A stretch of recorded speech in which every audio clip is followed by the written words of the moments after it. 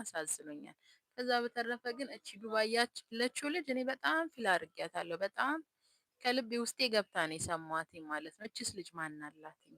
አራት ነፍስ ማለት አራት እህቶቿን አስተምራ አብልታ አጠጥታ የትራንስፖርት ከፍላ ምን ብላ እንግዲህ የሚማሩትኝ ማለት ነው። እና እቺስ ልጅ እዛ ባለችበት ሀገር ምን አይነት ቻሌንጅ እየተቋቋመች እንደሆነ ምን አይነት ነገር እያሳለፈች እንደሆነ እግዚአብሔር ነው የሚያውቀው። ገባችሁ?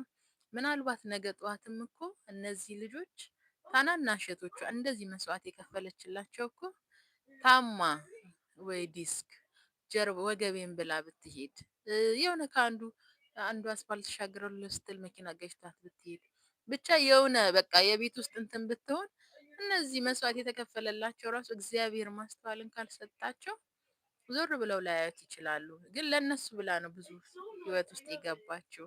እናትየው ልጆቼን ሳስተምር ጉሊት ምናምን